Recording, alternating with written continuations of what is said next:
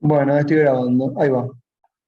Eh, entonces, para quienes están viendo el video y se acaban de conectar, no sé en qué momento, ni tiempo ni lugar, esta clase es para constitucionalismo social y económico de Sofía Sagüez y social de Javier Ayala. Uno es lunes y jueves de 5 a 7, 5 a 6 y media, y el otro lunes y jueves de 8 a 9 y media. Esta es la primera clase de las 7 que vamos a tener. Y en general, aprovecho voy diciendo, ya ahora sí para todos, todas, los que están viendo ahora y los que lo van a ver después, traté de armar de a dos seguidas para no perder el hilo. Vieron que tenemos como 2 lunes, un tiempo, 2 lunes, un tiempo, 2 lunes. Bueno, no sé si vieron, pero yo les mandé un cronograma de las clases. Vuelvo a insistir para todos los que se unieron al final, que estaría genial que pongan las cámaras. Así les puedo ver, y ustedes no me miran solo a mí, sino yo a ustedes. Si se van, como hizo Facundo recién, dejan la cámara, perfecto Facundo, así yo sé que se fueron y que no escucharon una parte. Eh, bueno, ¿de qué vamos a hablar? No, me viene bien, igual ahora que te reí Facundo me di cuenta que estabas escuchando. Eh, Voy a empezar a hervir el agua, profe, perdón. Me estaba no, está quemando la bien, está cabeza. bien, está bien. ¿Quiénes están con mate? A ver, Manu, ahí veo. Sí. Che, ese apellido Torrallardona, ¿eso qué apellido es? ¿Vasco? No, no, catalán. Catalán. De Sadurnida no hay. Espectacular. Justo estaba acá con un libro de la historia de España. Estaba leyendo que Levanta. Barcelona acaparó todo el resto de las regiones. Bueno, ¿de qué vamos a hablar? Sí, lo mío es un recorrido histórico. Un recorrido histórico que es, digamos, la formación estatal moderna. ¿Por qué una constitución en una formación estatal moderna? Las bases de esa constitución.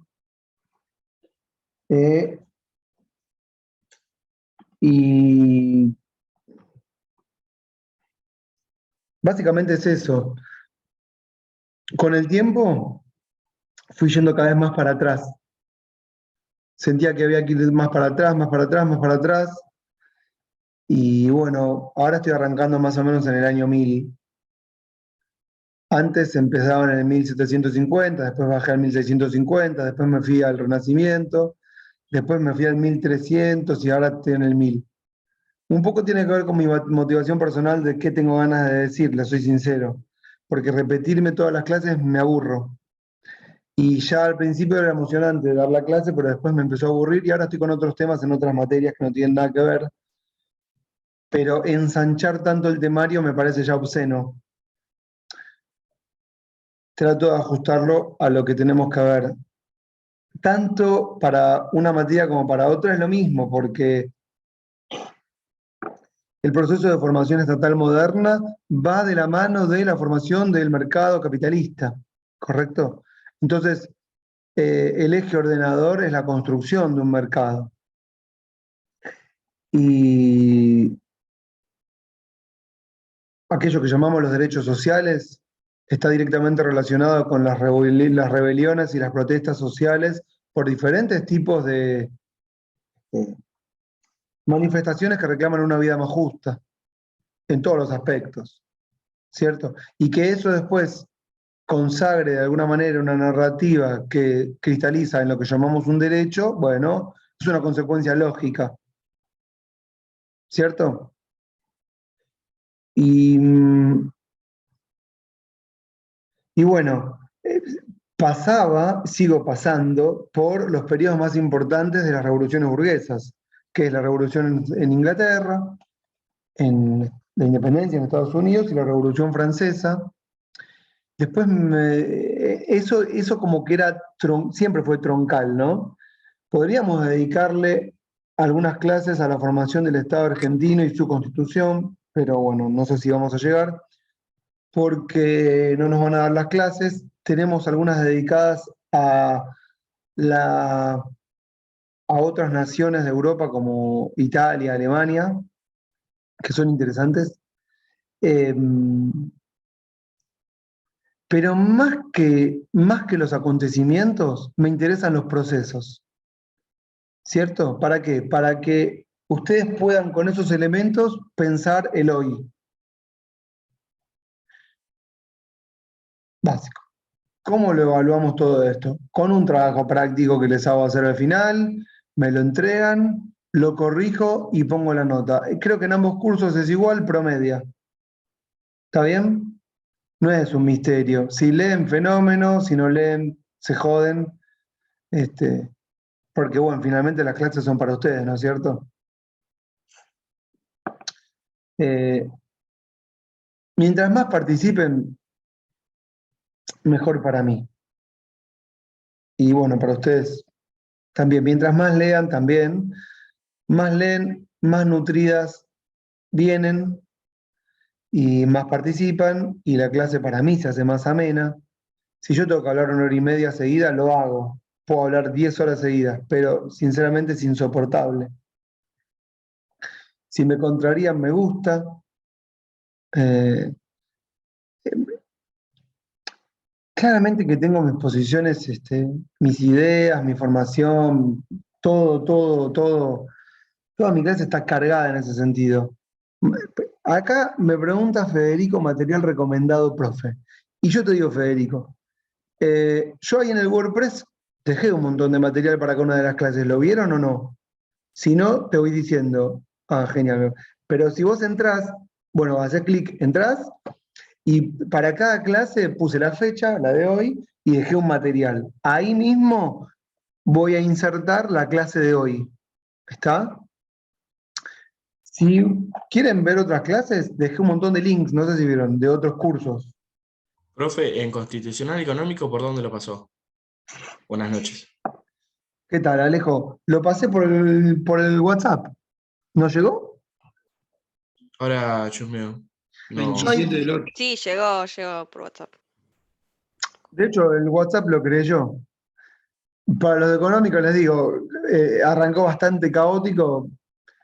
Yo honestamente especulé hasta el final, no sabía si iba a dar clases. Tenía ganas de no dar.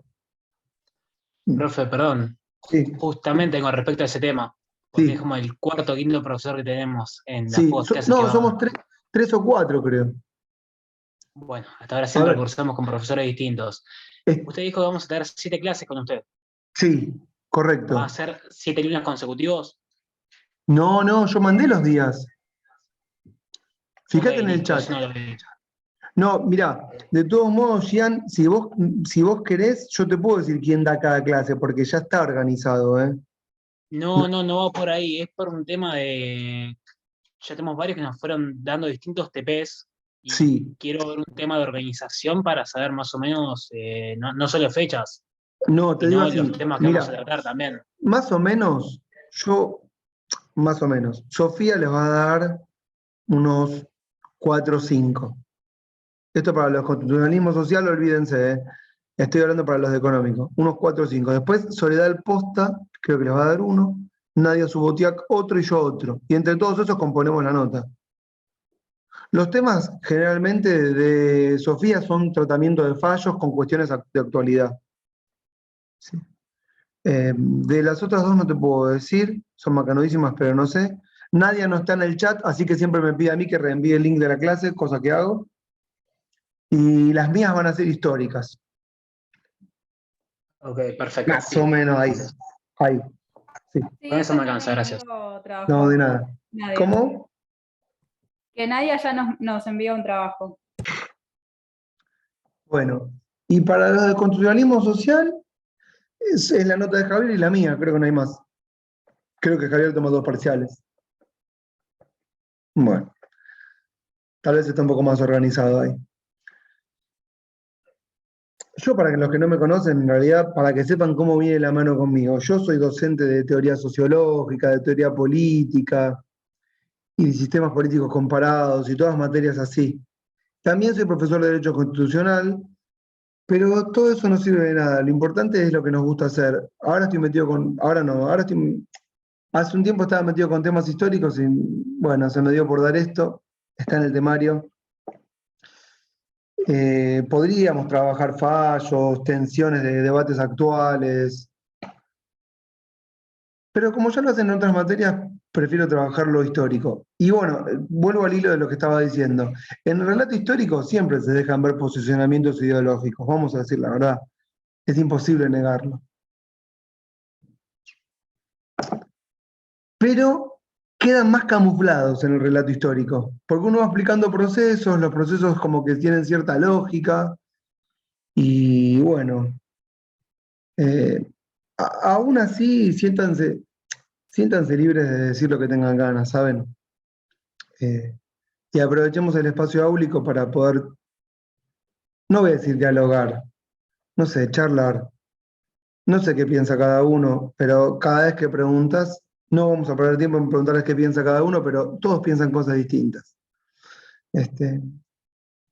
No sé a quién les estoy hablando, solamente les digo que se sientan libres y que no les voy a corregir nunca sobre opiniones respecto de lo que piensan de las diferentes coyunturas. Me interesa que lean. Y con eso es suficiente. Y si leen y se quejan de lo que leen, me lo dicen, no me molesto, ¿saben? Porque cuando me dicen, no, la verdad que me diste para leer todo esto es una porquería. Bueno, pero por lo menos yo sé que leyeron. Tampoco creo que les guste todo lo que leen en otras materias, ¿no es cierto? ¿O sí? No, seguro que no. A mí no me gustaba. Todo. Y también son libres de renunciar, de irse y hacer otras materias que les gusten más, por supuesto. Bueno, listo. ¿Estamos hasta acá con todo lo organizativo? ¿O alguna pregunta más? Bueno. Bueno, entonces el tema sería el siguiente. Hoy vamos desde el año 1000 hasta donde lleguemos. Tal vez nos ocupa una, dos clases. Si nos ocupa hoy y nada más, la siguiente vamos con Inglaterra. Y si no, serán dos clases hasta Inglaterra. ¿Por dónde empezar? Bueno, si nos paramos en el año 1000, nos paramos en el momento de la formación de los estados en Europa continental actuales. ¿Por qué?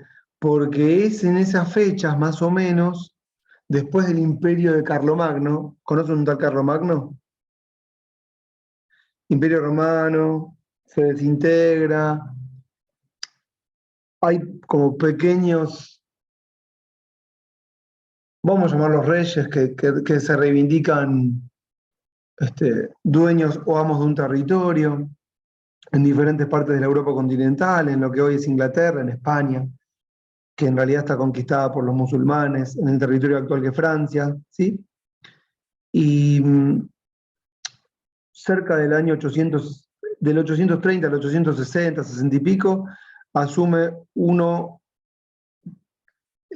que se reivindica emperador heredero de Roma, que es Carlomagno, antes hubieron otros. Es importante que sepan que, yo lo que les digo que resalten, si están tomando nota en algún lado, una nota mental, resalten en la nota mental. Desde el año 400, todos los reyes en la Europa continental, de pequeños poblados, reyes de lugares ignotos, se reivindican cristianos. Y fundamental entender que la religión de todos los territorios es cristiana.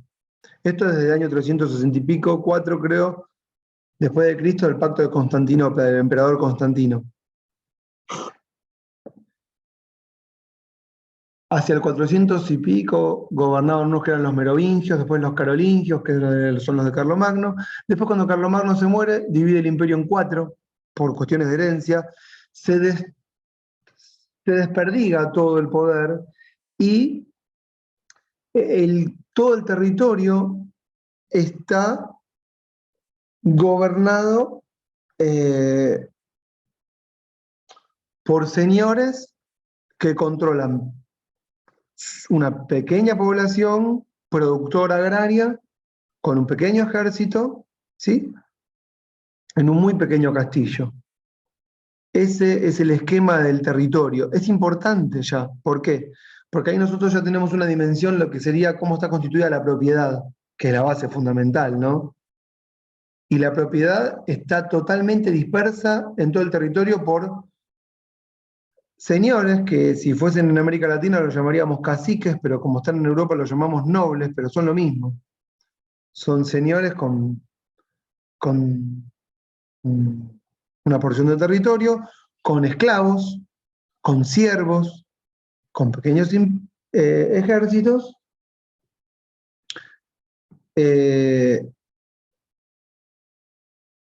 y esto va del 800 al 1000, ¿sí? Era importante para todos estos pequeños nobles ser cristianos porque tenían de alguna manera la aprobación de el papado, como si fuese la bendición respecto del control de ese territorio, siendo que todos éramos súbditos del Señor. Entonces hay una cuestión de legitimidad respecto del territorio que gobiernan. Y al mismo tiempo, estos señores hacen concesiones a los emisarios de la iglesia, que son sus agencias burocráticas, curas, monaguillos, y todo el espectro de agenciamiento burocrático eclesiástico. Tomen nota, los encargados de la narrativa o el discurso o la legitimación del poder está a cargo de los agentes de la iglesia. Y a cambio, la iglesia reconoce esa porción del territorio gobernada por un señor noble. ¿Está esto que estoy diciendo? Y hacia el año 1000... Profe, perdón que le interrumpa. Justamente el texto que nos dio para hoy, el de Descartes, tiene que ver con esto, ¿no? O sea, es esa idea de Dios como el centro de explicación de todo, que es lo opuesto a lo que después plantea Descartes, cuando habla de que el centro es el hombre en sí mismo. ¿Puede ser? O sea, yo lo estoy hilando, tratando de hilar lo que leí con lo que está explicando. Fenómeno. La verdad, me hace bien, Natalia, porque cuando yo escucho que alguien lee, miren, mira qué mal que estamos. Cuando uno lee, yo digo, ¡ay, qué alegría, qué alegría! Sí, efectivamente, es así. En realidad, ese texto es de Feynman, José Pablo Feynman, un filósofo argentino, filosofía y nación, muy importante del pensamiento filosófico y político argentino, de la teoría política también, que falleció hace poquito. Feynman, en ese texto, empieza por Descartes, porque él entiende, y es más o menos unánime, que Descartes es el inicio de lo que llamamos el sujeto capitalista, como bien habrás leído. Todavía, donde yo me acabo de parar, no estamos en el momento del sujeto capitalista, estamos en el momento del sujeto sujetado por Dios, sujeto súbdito. Y vos bien lo dijiste, justo, ahí como que rompe, porque cuando aparece Descartes es el momento en donde Descartes cristaliza una situación que ya se venía evidenciando hace tiempo, porque Descartes escribe en 1637. En 1637, voy a hacer un salto por el comentario que vos me haces, Natalia, después vuelvo. En 1637, la subjetividad humana está totalmente preparada para dar el salto. ¿El salto a qué? A lo que llamamos una mentalidad burguesa. Digamos, Descartes hace esa ruptura. En un momento, creo que Feynman lo va a decir, Descartes, no sé si justo en las páginas que les dejé, recula un poquito, porque se da cuenta que avanzó mucho y le da miedo porque es como saltar hacia un precipicio. Y si no está Dios, ¿ahora qué? Entonces Descartes duda hasta un punto que dice, bueno, no voy a dudar tanto, porque si dudo de todo, también voy a dudar de Dios. Y yo no puedo dudar del Señor. De alguna manera, lo que el Señor me dio es la razón para hallar la verdad o llegar a la verdad. Es como que va poco para atrás, también por las circunstancias que se vivían en esa época. Si uno decía esto, era quemado por la Santa Inquisición en la hoguera. Entonces también era cuestión fáctica. Honestamente, te tengo que decir que no sé lo que le pasaba a Descartes. Y no tenemos a Descartes como para entrevistarle y preguntarle qué te está pasando ahora, con lo cual no hay respuestas certeras. Pero donde yo me paré, año 1000, es el momento en donde arrancan los estados con una mentalidad feudal. pero este proceso nos tiene que llevar al 1650, por decir una fecha, ya totalmente cebados respecto de que está llegando a la revolución. Que la revolución no tiene que ser un momento así como que llegó de repente sin que nada pasase. Si llegó la revolución en Inglaterra, es porque está todo hecho un polvorín. Y ese polvorín fueron 500 años de cambios. Más o menos que respondí, ¿no? Sí, perfecto. Era lo que estaba tratando como de entender, digo, venías hablando, ¿no? De cómo estaba compuesta en sí la estructura social, y digo, bueno, claramente, o sea, está el catolicismo y demás, son todos cristianos, no católicos, cristianos, pero justamente por esto, porque está impuesta la idea de que todo es dado por Dios, ¿no? O sea, como que el orden de todo tiene una sola explicación y es esa, la religión. Lógico.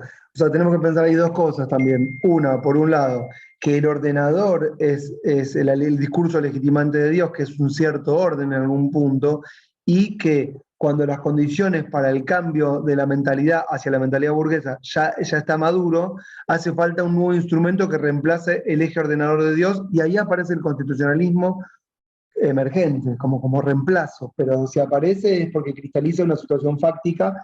Y como yo bien decías, estoy explicando una estructura, y lo que tenemos que entender es cómo esa estructura económico, social, cultural se transforma en una nueva estructura que es la de la revolución burguesa. Cómo el sujeto pasa de un sujeto súbdito de Dios a un sujeto burgués, amo y señor del universo, como He-Man, amo y señor. Bien. Bueno, entonces, entonces es obvio que me recontraperdí. Bueno, vuelvo al año 1000 para decir, ya está, estaba hablando de que había una relación entre señores, pequeños señores, que controlan un espacio, un territorio, que lo controlan y tienen esclavos que se venden como parte de su dominio, y que incluso cuando hay guerra se transmite el dominio de los esclavos, como además de sus bienes, hacia el nuevo dominio. Hay siervos,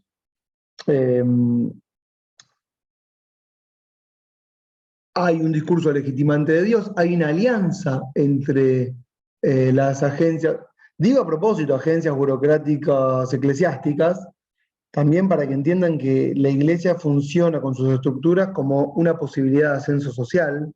Eso es muy importante, porque son dos las posibilidades de ascenso social. Siempre lo fueron. Una es la estructura administrativa del Estado, que todavía no existe. Y la otra es la estructura administrativa de la Iglesia, que era un poco el eje legitimador o la narrativa legitimadora del orden. Hacia el año 1000, tanto en Inglaterra como en Francia, como en España, que empieza la reconquista del territorio que está ocupado por los musulmanes, aparecen pequeños personajes que se autoproclaman reyes herederos del imperio. El imperio es el Imperio Romano. Es importantísimo entender que todos se consideran continuadores del Imperio Romano. Y lo que para nosotros Roma es la antigüedad, tenemos que advertir que para ellos es el pasado reciente. Eso es muy importante. Lo que para nosotros es la antigüedad total, para ellos es su pasado. Entonces todos creen ser herederos de Roma. Y todos se consideran de alguna manera reyes de un territorio. Al considerarse reyes de ese territorio, fundan un reino. Esos pequeños reinos apenas nacen, ya empiezan a tener de alguna manera todos los atributos del Estado moderno, pero que habrá que desarrollar. Y en el desarrollo de esos atributos se va consolidando en paralelo, sin que las fuerzas administrativas y reales lo quieran, la clase burguesa, que va a ser el sujeto protagonista de la historia posterior. ¿cómo vendría a ser la cosa? Cuando se fundan, por ejemplo, no sé, en los normandos en el norte, hay uno que es el duque de Borgoña, que es muy importante en una región que es Flandes, que sería Holanda. Y en España, si les digo, les miento. Justo por eso les conté que tenía el libro acá. Estaba leyendo antes de que empiece la clase, pero bueno, no hice tiempo. Creo que los asturianos, no sé. Bueno, fundan estos reinos, y lo que empiezan a hacer es, de a poquito, expandirse. Es el proceso de expansión de los reinos lo que va generando, digamos, escuchen, la reconfiguración del territorio, la reorganización de la tierra, las expropiaciones, sobre todo de lo que son las tierras comunales, en lo que va a ser un lento, gradual, pero consistente y afirmado proceso de parcelización en nuevas manos. Y cambio de fisonomía del territorio, todo esto gradual, 1000 años, o 500 años, que van de población meramente agraria a cada vez más, poco a poco, población urbana. Esos desplazamientos y migraciones, bueno, van modificando todo, la cultura, la economía, los lazos, las relaciones de pertenencia.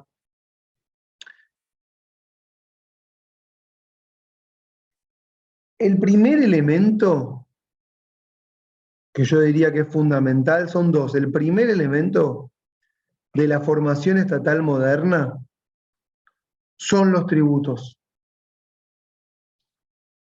Ese les diría que es el elemento hasta más importante. Siempre hubieron tributos. Toda la historia se puede ver desde el punto de vista de los tributos y siempre es una cuestión de tributar. Tributar en una época era agradecer, ¿no es cierto? Tributar al Señor, agradecer la comida, ¿correcto? Se tributaba ofreciendo animales. Eso era muy característico de los rituales en las iglesias o en los templos.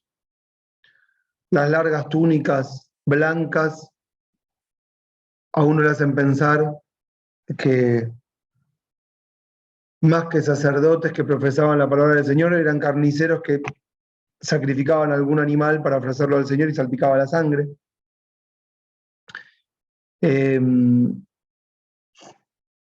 No estaba la iglesia tan asociada al intelecto, a la razón o a hallar la verdad. Era una cuestión de tributos. Y los tributos van transformándose poco a poco en tributos al Señor, de tributos al Señor, Dios, hacia tributos al Rey. ¿Por qué hay que tributar al Rey? Porque, primero, es el Rey el que organiza el territorio, ¿correcto? Tributar al Rey a cambio de protección, sobre todo tributan a aquellos que son propietarios de algo. Y crear el tributo para el rey no es algo sencillo, porque en principio lo que aparece es la oposición al tributo. Por eso son muy importantes los ejércitos, que es el segundo elemento de la formación estatal moderna. Los ejércitos para la expansión, la consolidación del territorio y los tributos de todos aquellos que forman parte de ese territorio. ¿Está lo que estoy diciendo? Sí. Al mismo tiempo, bueno, Por supuesto que ser agente de recaudación tributaria era una de las profesiones más difíciles, porque cuando llegaba el agente recaudador lo mataban. Entonces era osado y se quedaba con una parte de la recaudación si lograba hacerlo. Cuando el tributo logra imponerse y al cambio del tributo la seguridad, también se crea una especie de lazo y sentido de pertenencia. Todos los que habitamos este espacio pagamos este tributo. ¿Siguen esto que estoy diciendo? Entonces, el tributo tiene como un montón de funciones. También esta, de crear identidad. Identidad, todos los que están al interior pagan un tributo. Todos los que están afuera ni tienen protección, ni pagan el tributo, ni son parte. Entonces están los de adentro y los de afuera. En unas fronteras que todavía son muy endebles, casi no existen, no hay una frontera específica establecida, pero uno puede empezar a trazarla a partir de la existencia del tributo. El que lo paga está adentro.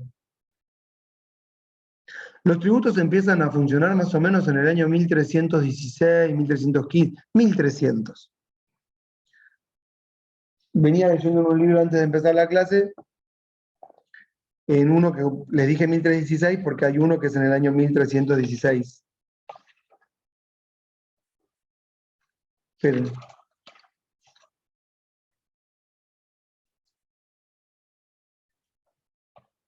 Déjenme que busque, ya que estoy. Esto es lo que jode a la clase a distancia.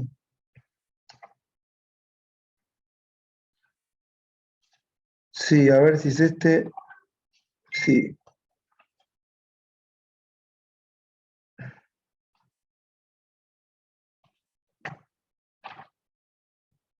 Por ejemplo, tengo acá un ejemplo. En 1314, en Francia, un rey convoca a los estados generales, vamos a hablar mucho de los estados generales, y exige un impuesto a cambio de protección, y la idea era un impuesto para financiar las guerras contra un territorio que todavía no formaba parte del reino, que era justamente Flandes. Dije Flandia por el equipo de fútbol, no sé si tiene algo que ver. Es Flandes. ¿Tendrá relación? No tengo idea.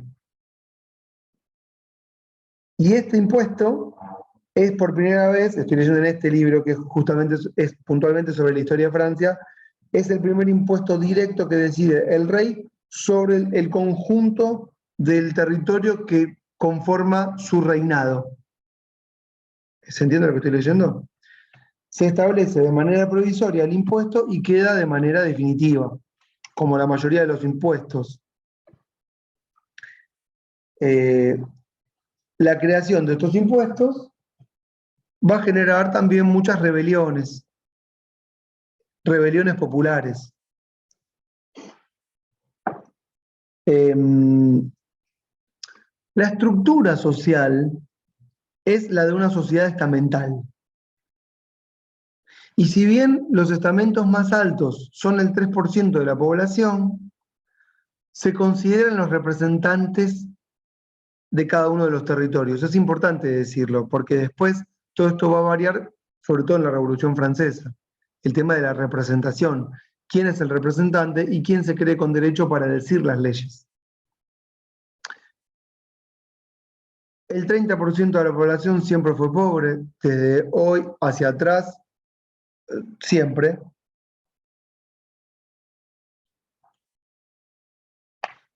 Y la estructura era un 3% de nobles, un pequeño porcentaje, 10% de guardianes y recaudadores de impuestos, un porcentaje de eclesiásticos, un porcentaje del 20-30% que serían lo que vamos a llamar por ahora la clase productora. ¿Qué sería la clase productora? Bueno, aquellos que efectivamente crean valor, ¿sí? Que todavía no los vamos a separar en capital-trabajo, porque ese antagonismo todavía no, falta muchísimo. Y bueno, como les decía, es una sociedad estamental en la que más allá de estas caracterizaciones que estamos haciendo, todos y cada uno no se consideran aún individuos aislados con derechos, sino que cada uno se considera como parte de una cadena eslabonada en la que no se referencian, sino es a partir de la relación con los demás. ¿Sí? Y todos súbditos del Señor. En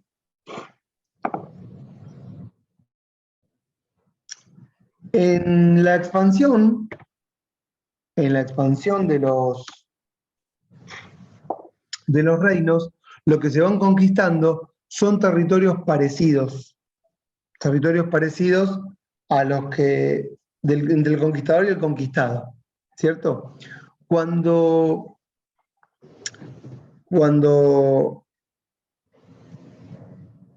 se produce la conquista, o previo al momento de la conquista, lo que hay es una examinación del terreno y al mismo tiempo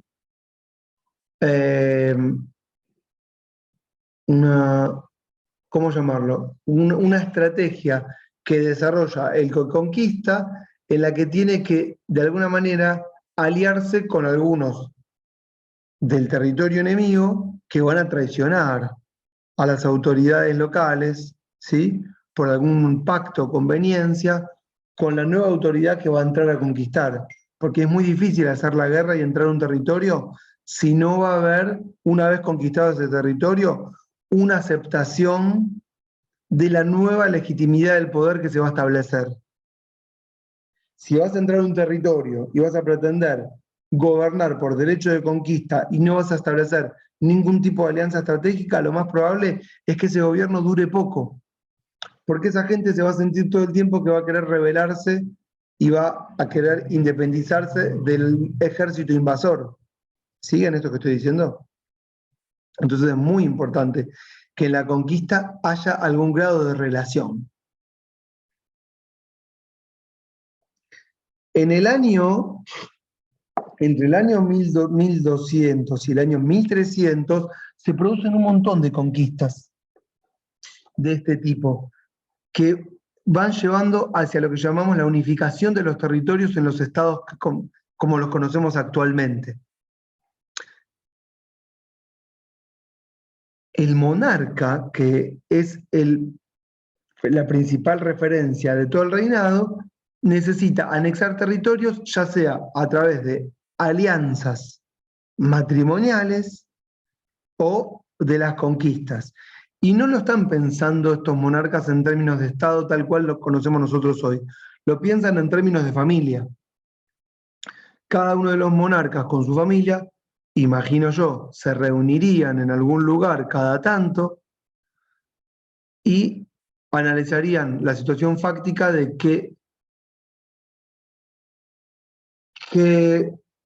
cuál es el grado de gobernabilidad, qué porcentaje del territorio la dinastía está ocupando y bajo qué modalidad. ¿Siguen? Entonces, bueno, estamos gobernando acá, hagamos una alianza allá, hagamos una alianza acá. Bueno.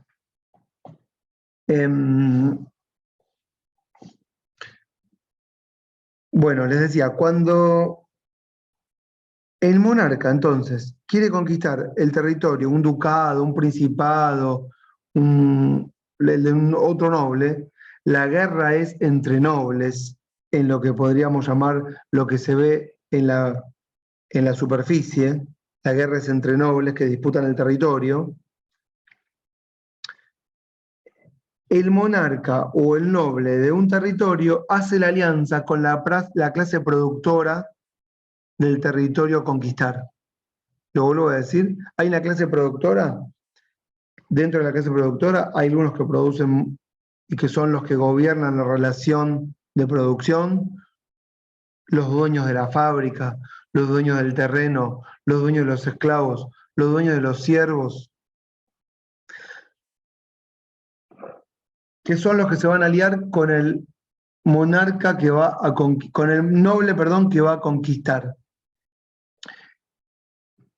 Cuando el noble engrandece su reino, necesita a la clase productora para sostener a su reino. Esta es una relación muy importante. Lo voy a volver a repetir. Cuando el noble tiene que hacer engrandecer su reino, necesita a la clase productora para engrandecerlo. ¿Qué significa esto? Significa que tiene un territorio cada vez más grande que controlar, y para controlarlo tiene que gobernarlo. Gobernarlo significa que no se le escape nada de las manos.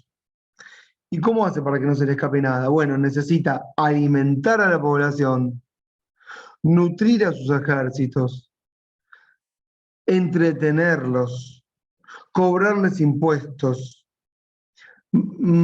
vestirlos, ¿sí?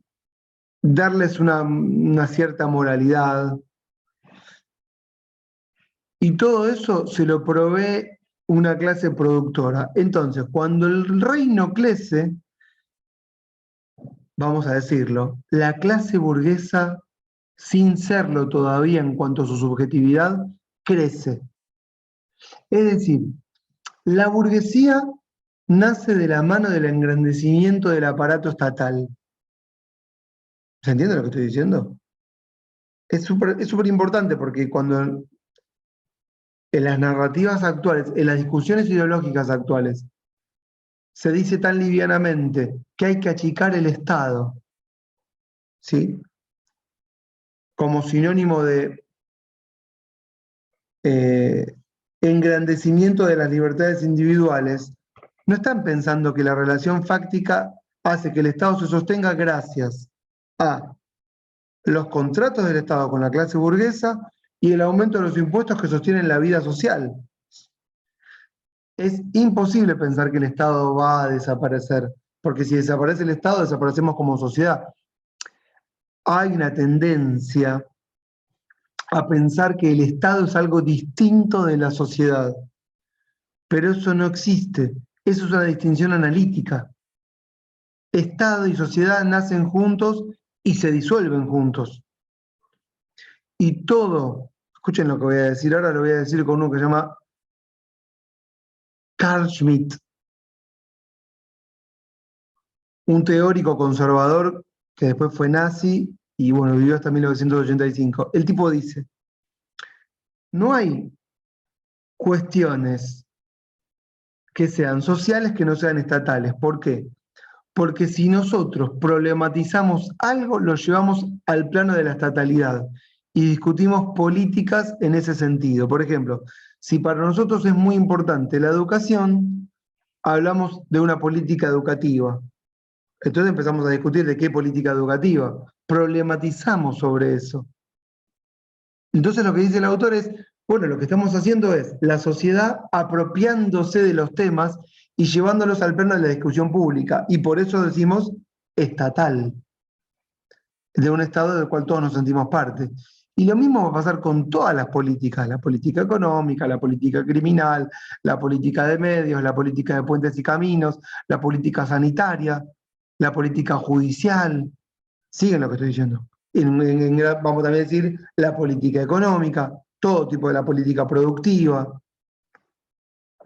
Y también la política sobre las reglas de juego, sobre los partidos, sobre los sistemas electorales, sobre la forma de gobierno, que es lo que llamamos el discurso de la soberanía.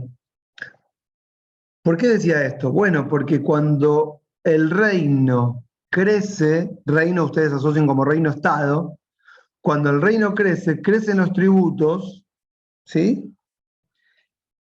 La clase productora empieza a tener mayor participación en todos los mecanismos y engranajes estatales. Y todo se empieza a mezclar. Y aunque hagamos una distinción analítica para poder entender, esto ¿saben quién lo hace? Hegel. También lo hace Hobbes. Pero vieron cuando, no sé si vieron Hegel, pero vieron que Hegel en un momento dice, está bien, el Estado llega al final, pero la idea está antes. No sé si vieron esto. Tal vez cuando lleguemos a Alemania en la última clase vuelva a aparecer. Entonces, Hegel lo que hace es una distinción analítica entre la sociedad y el Estado, pero no hay tal distinción. Solamente es a los efectos de entenderlo. Y a veces pienso que más que entender dificulta la comprensión. Bueno, les decía que para engrandecer el Estado, la clase burguesa también crece. Y cuando la clase burguesa crece, dentro de la relación, algunos crecen más que otros. ¿Quiénes? Profe, ¿le puedo hacer Sí, una pregunta sobre eso sí. que decía recién? Porque hacía como el paralelismo entre el crecimiento de impuestos y crecimiento, o sea, el crecimiento de los tributos, perdón, con el crecimiento de la sociedad. Pero justamente antes se hablaba de un crecimiento del total de tributos recaudados, pero porque había mayor cantidad de personas pagando tributos. No era un aumento nominal sobre los tributos. Creo que quizás ahí está la diferencia con lo que pasa hoy. Hoy sobre la misma cantidad de personas, constantemente se busca aumentar ese peso tributario, pero termina recayendo en última instancia sobre la misma cantidad de ciudadanos. Sí, me gusta lo que decís, Federico. Mira, está bueno. Lo que vemos es que el crecimiento de los tributos siempre fue cada vez mayor. Y como la tecnología, por tecnología no me refiero únicamente al Internet o a un celular, sino a los mecanismos. Sí, Como la los técnica. mecanismos. ¿Cómo? La técnica. Sí, sí, pero lo llamo tecnología como un aparato, ¿viste? Como los mecanismos mejor aceitados del Estado para recaudar tributos y para identificar a sus sujetos tributarios fue perfeccionándose, pasamos de impuestos directos, que eran los únicos que podían cobrarse a los propietarios, que eran los únicos que pagaban impuestos, a, ya en la actualidad, todos los sujetos que conforman un Estado. Antes eso era técnicamente imposible y cada vez está mejor aceitada la forma de cobrar más impuestos a más gente. Y en la discusión hoy está claramente en quién sostiene, quién paga más, quién paga menos, bajo qué modalidad, qué es lo justo o lo injusto respecto de ese tema. Antes, cuando yo estoy hablando de quién más paga impuestos, lo único, es más, menos mal que me lo dijiste, Federico, voy a decir algo re importante. Cuando el rey, escuchen esto que es re importante, cuando el rey cobra tributos, solo se los cobra a los, vamos a llamarlos si quieren, vamos a poner un nombre, a los que serían los aristócratas, que sería como la alta burguesía propietaria, contratista del Estado, rica en territorios, rica en cuanto a sus posesiones individuales, en esclavos, en siervos, en trabajadores, con mucha capacidad contributiva, pero con esto quiero hacer la distinción, el monarca no le cobra impuestos a la clase, lo que llamamos los estamentos nobles, que terminan siendo un 4% de toda la población del continente, que son los que tienen los privilegios. ¿Vieron que eran los que se llamaban la clase privilegiada o los estamentos privilegiados? Digo estamentos porque si digo clase, hablo en términos de Marx, de dueño de los medios de producción. Pero si digo estamentos, se entiende que son diferentes estamentos sociales o de jerarquía social. Y los estamentos nobles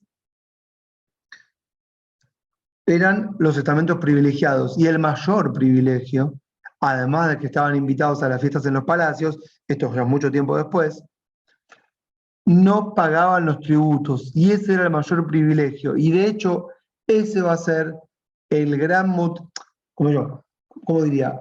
El gran motivo aglutinador de un conjunto de reclamos que van a posibilitar el momento revolucionario. Digamos, los reclamos son muchos, de muchos tipos, pero el impositivo va a ser, dentro de todos los reclamos, el que sobresalga respecto de la totalidad de los reclamos, ¿entienden? Que va a generar el momento revolucionario. Federico, no sé si te estoy contestando o te estoy embarullando más, pero... No, se contesta ahí. Perdón, pero le tenía otra pregunta sobre lo que acababa de decir.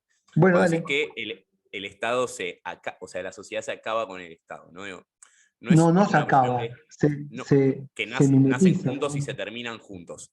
Ah, Como que sí, tiene una relación simbiótica. El Estado, como lo conocemos hoy, digo, sí. con entidad, personas, un montón de cosas, digo, ¿no podría en términos futuros ser reemplazado en un montón de cosas por temas de gobernanza como sucede hoy en la blockchain, por ejemplo? Digo, cada uno de nosotros tenemos nuestro token de ciudadanos intransferible y entramos y votamos sobre distintas políticas públicas y un contrato inteligente se encarga de a partir de una licitación automática, asignárselo al mejor proveedor por ciertas variables y se audita después de cierta forma que gana alguien un token por ir a hacerlo. Y la pregunta cuál era entonces, si se acaba el Estado Sí. No, digo, no se puede reemplazar el Estado, digo, porque hoy el Estado, con toda la connotación que tiene, o como lo conocemos nosotros, peyorativa o con buenos ojos, es una forma de Estado. Yo no podría pensarse un Estado que sea simplemente regido de manera digital, por ejemplo. Bueno, pero yo lo que voy a decir es lo siguiente, que cuando yo digo Estado estoy hablando de gobernabilidad, que tiene como atributos una moneda circulante, agencias burocrático-administrativas, monopolio de la fuerza física, territorio y vida social conjunta, y un orden, un supuesto orden. Yo pienso que si eso desaparece, desaparece la vida en sociedad. O sea, yo cuando digo Estado me refiero a gobernabilidad. Y si hay gobernabilidad y Estado, bajo diferentes modalidad o nominación. No estoy hablando de Estado de Derecho con Constitución, estoy hablando de gobernabilidad y vida social, u cierto orden. A eso me refiero. Puede haber Estado sin Constitución, Estado autocrático, Estado burocrático administrativo, Estado tipo sultanato, Estado. Y por Estado me Excelente, muchas refiero gracias. a... ¿Cómo? No, que ahora sí me quedó más claro, como que si mantuviéramos todo eso y lo trasladamos a cualquier otro tipo de forma, seguiría siendo un Estado. A eso me quiero referir. ¿Por qué? Porque cuando arrancamos, escuchen esto, cuando arrancamos con los primeros reinos, que son pequeñas porciones de territorio, ahí no hay vida social conjunta. ¿Entienden lo que estoy diciendo? Y cuando se van agrandando, se van apareciendo todos los elementos de lo que llamamos después el Estado moderno. Esto lo va a decir Weber. Weber, no sé si lo tienen, en una investigación sobre el origen del capitalismo, vieron que se llama El espíritu protestante y la ética protestante y el espíritu del capitalismo, y dice, bueno, por un lado tenemos formación estatal moderna, por otro lado dice tenemos capitalismo. Son dos elementos distintos, pero finalmente convergentes, y uno no se da sin el otro. Y entonces él, por un lado, se dice, bueno, ¿y qué sería el Estado administrativo o la administración estatal? Bueno, cargos jerárquicos, recaudación de impuestos, una burocracia, un lenguaje que es el derecho, unos juristas que le dan cierta fisonomía, y por otro lado tenemos el desarrollo del capitalismo, y por desarrollo del capitalismo habla de la expropiación de los bienes de producción en manos de unos, que ya esto es más marxista, pero lo dice Weber, que quedan en cabeza de otros. Bueno, y toda esa narrativa que está subyacente en la explicación. Bueno, no sé si te estoy respondiendo algo o no, pero sirve para pensar. Vuelvo a la dinámica. Entre el 1000 y el 1350, las conquistas son muchas, ¿cierto? Estaba en la táctica de la guerra. Cuando un noble va a conquistar otro territorio y necesita, escuchen esto, unos aliados, que son la burguesía local del territorio a conquistar, esa burguesía ya está pagando impuestos. ¿A quién? Al noble de referencia del gobierno local. Es decir, el noble de una región X, qué sé yo, Nantes, o no sé, Asturias, la región que les guste, Purgonia, los Pirineos, no sé, alguna región en Italia, la región que se les ocurra. El noble del ducado, del principado, ¿qué hay? Duque, archiduque, condado, conde, ahí está. Estoy pensando en todas estas jerarquías estamentales de la sociedad, de los privilegios, de la nobleza. Ese noble recibe los impuestos de una clase productora que se siente parte de ese territorio y lo paga a cambio de seguridad. Y también, o sea, seguridad sobre su propia vida y seguridad sobre sus propiedades. Es decir, ¿cómo se establece? Esto también es importante decirlo. ¿Cómo se establece la relación? ¿Por qué el amo de una porción, digamos, de territorio que tiene su fábrica y que gobierna a sus trabajadores y es amo y señor en esa porción de territorio, va a pagarles impuestos a alguien que está lejos? Bueno, primero porque el que está lejos, que es el noble del local de referencia, le dice, si no pagaste, conquisto y acá las cosas se hacen como yo digo. Entonces se establece alguna alianza, ese burgués o ese aristócrata le provee al noble, le paga impuestos también,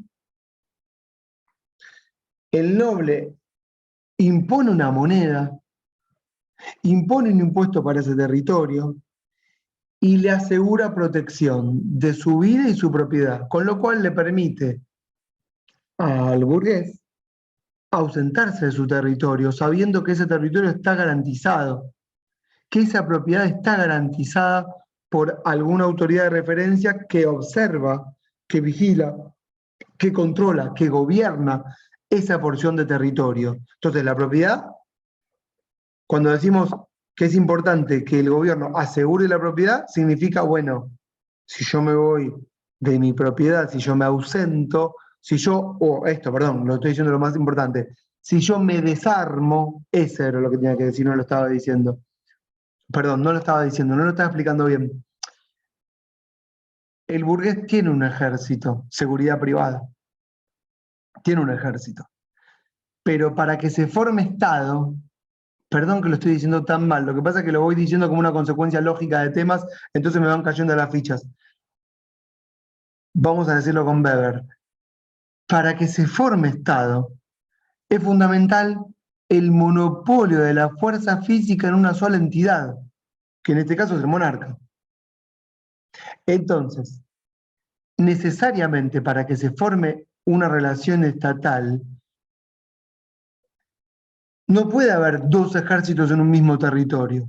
Entonces, el burgués, que es clase productora, que vive de la mano del noble y que es contratista y que le provee, pero que a su vez crece, tiene que desarmarse militarmente por una exigencia de ese noble. Entonces, en ese pacto dice, está bien, yo me desarmo, pero a cambio vos garantizame la propiedad. Después aparece esta idea de que si yo me ausento también me garantizás la propiedad. Eso lo venía pensando porque venía pensando otras cosas que tenía para decir más adelante. Pero dejo el título. ¿Por qué el Estado le garantiza la propiedad a algunos y no a otros? Pero lo dejo el título como para charlar en otro momento.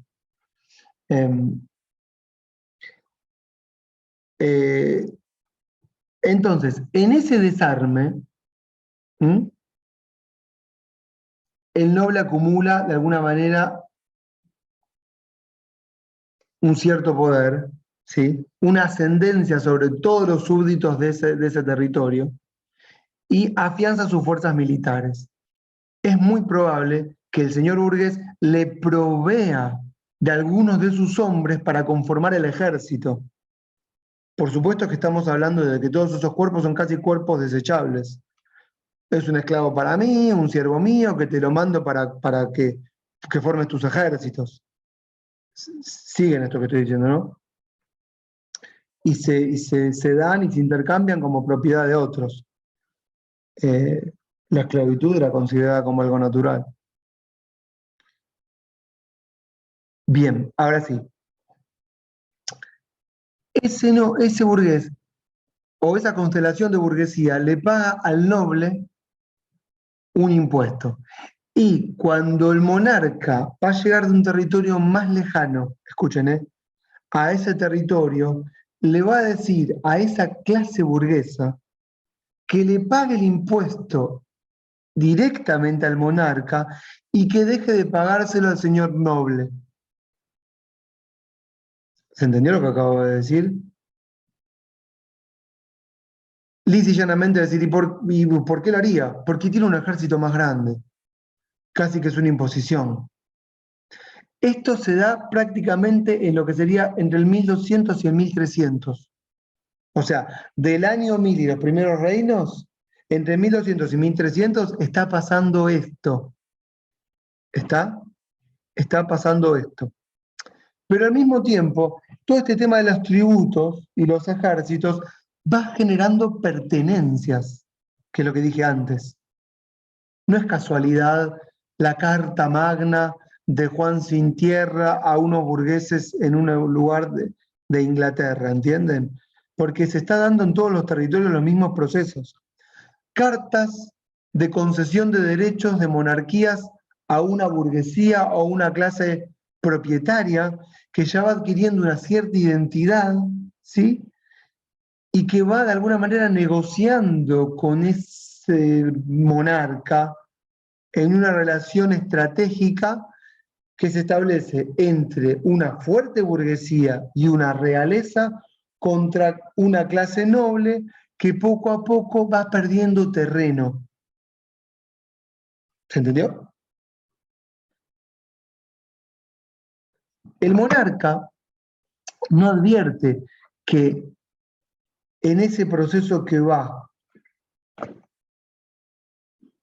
de un pequeño reinado a una monarquía absoluta, está construyendo las bases para crear el sujeto que va a ser el sujeto protagonista que va a derrocarlo. Pero cuando la burguesía advierta que ya no necesita más de las fuerzas reales, falta mucho, la pelea va a ser entre esa burguesía y ese rey. Pero eso va a ser cuando desaparezcan todos los territorios de nobles, poco a poco. Está lo que estoy diciendo, ¿no?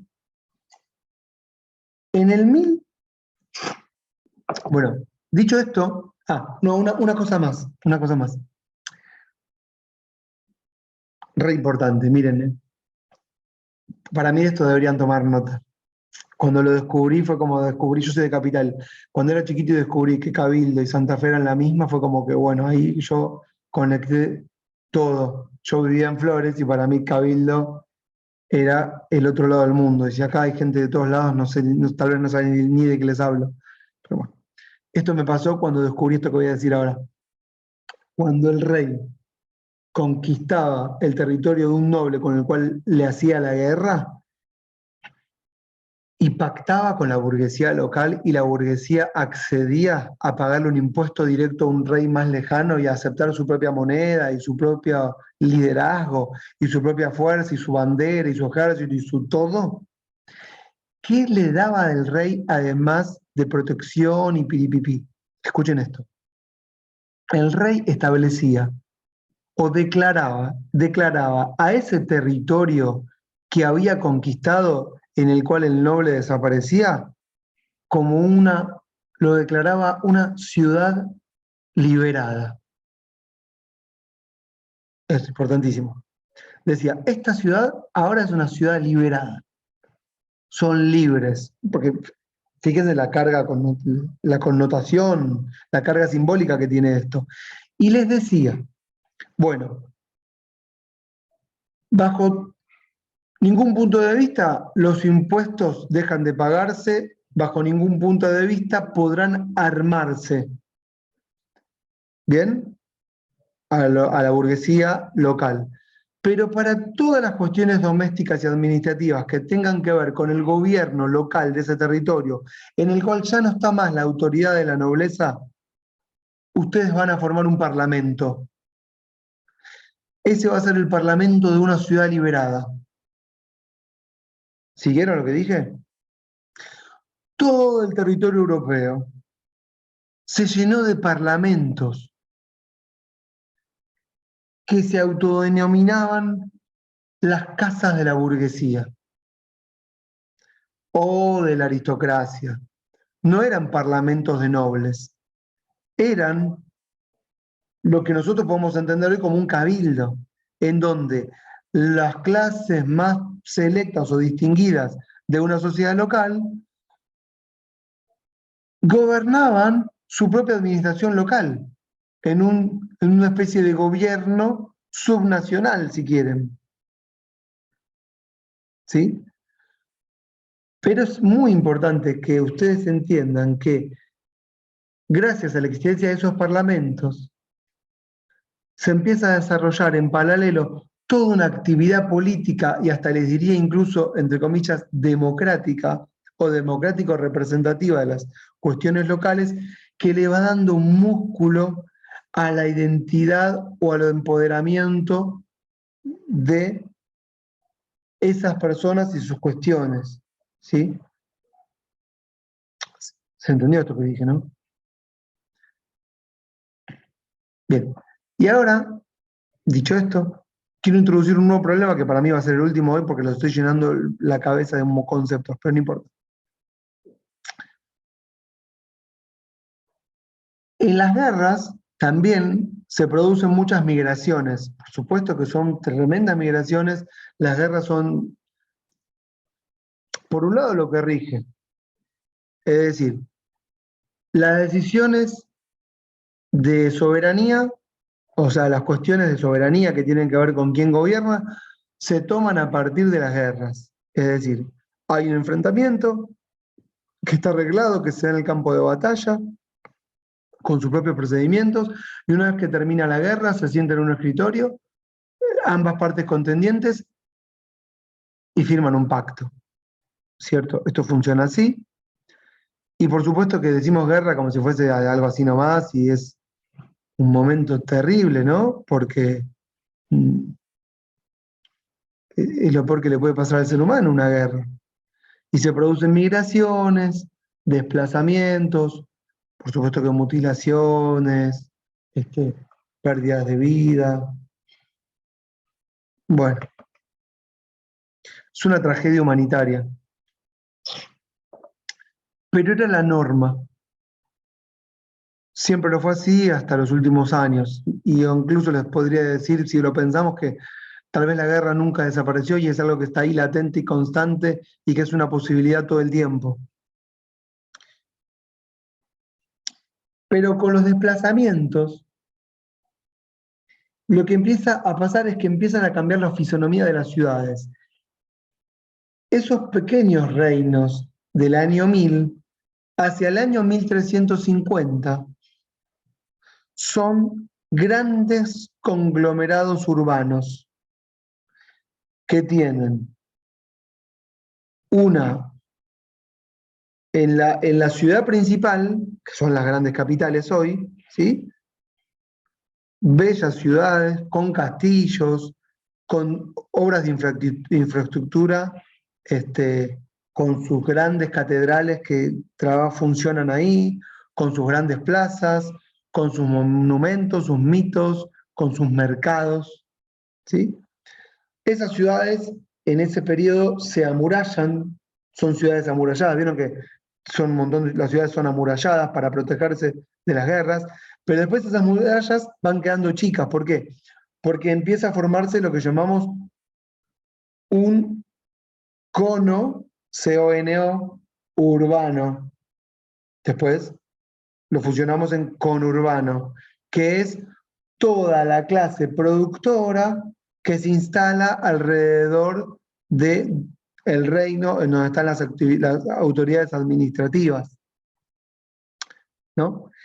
Y en ese conurbano empiezan a aparecer un montón se empiezan a ver las caras, un montón de cuerpos, lo estoy haciendo así como, explicando así para que, sin darle connotación, un montón de cuerpos que empiezan a verse las caras y empiezan a cada uno a reflejarse o a mirarse en el otro y a tomar y a percibir un nuevo sentido de lo que podemos llamar la injusticia.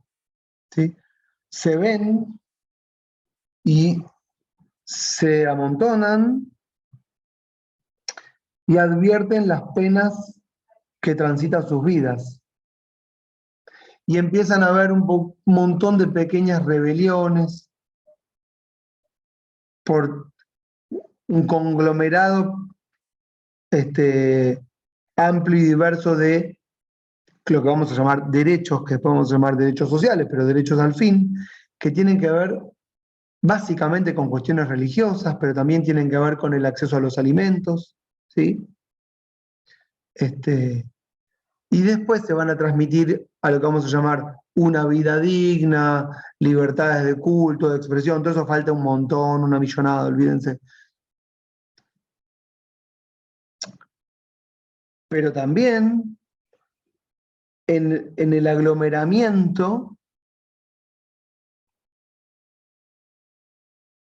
las enfermedades. Es decir, cuando todos los cuerpos empiezan a acumular en un mismo lugar, las enfermedades se transmiten más fácilmente, las bacterias, los virus, ¿cierto? Y esto va a generar, dentro de lo que llamamos las pestes, una gran peste, que más o menos, por eso decía 1350, con este proceso, esta transformación del territorio, todo esto que estamos explicando, también generó lo que se llamó la peste negra, y que se llevó puesta a un tercio de la población del continente. No sé cuántos millones de personas, pero muchos. Un tercio. Y lo que se empieza a hacer es que empieza a generarse un aislamiento. ¿Sí? ¿Por qué? Porque descubren que las enfermedades se transmiten cuando se están unos cerca de otros. Entonces, en este aislamiento empieza a haber un proceso de retracción del proceso de desarrollo que se estaba dando, de desarrollo de relaciones capitalistas de producción, de pequeñas rebeliones, de conquistas, de mejoramiento de los ejércitos, y entre 1350 y el 1450 tenemos 100 años de retracción, en donde todo empieza a volver para atrás. Sobre todo en donde empiezan estas protestas, que es en la región de Holanda, que es una parte del territorio que no conquista ni Inglaterra ni Francia, y que no se sabe si es una región que está dentro del Sacro Imperio Romano Germánico, o está dentro del Imperio de los Normandos, o está dentro del Imperio de los Carolingios, que están en Francia, no se sabe bien, y ahí es el lugar donde mayores son las relaciones de producción y de capitalistas, las pequeñas relaciones de producción capitalistas, y donde es el primer lugar donde aparece la enfermedad. Y es el primer lugar de la retracción, ¿cierto? Y bueno, son 9:25, me parece que con todo esto que les dije, está bueno para dejarlo acá. Todo esto estaría en el texto de ese que les dije que arrancan los mongoles, ¿vieron? Que va hasta la peste negra. ¿Vieron que hay un capítulo que les dejé, uno que se llama Pizarello? Ni les expliqué quién es, pero lo digo la vez que viene. Pero es el capítulo 2 del libro de Pizarello, las primeras páginas de la 43 en adelante, hasta nos llegamos a la Revolución Inglesa. Y seguramente la clase que viene retomo desde acá y arrancamos con el Renacimiento, que nos va a llevar hasta el 1600, que sería Descartes, el sujeto capitalista. Y después la clase siguiente va a ser la Revolución Inglesa. Creo que va a ser más o menos así. Bueno, no sé si alguien me quiere decir algo, si no, terminé. Lo que voy a hacer es, si nadie dice nada, bueno, dejo de grabar. Mañana pasado, en algún momento, la subo a YouTube, les dejo el link, lo pongo en el WordPress, y la misma modalidad va a ser para el lunes que viene. ¿Preguntas de lo que dije o estamos más o menos? Está perfecto, profe. Ahí, listo, profe. Bien. Bueno, entonces los dejo tranquilos, tranquilas. Vayan a comer. Nos vemos la vez que viene. Lunes que Muchas viene. gracias, profe. Dale. Hasta la próxima. Chao, Buena profe. semana. Nos vemos, Chao. profesor. Muchas gracias. Adiós. Chao.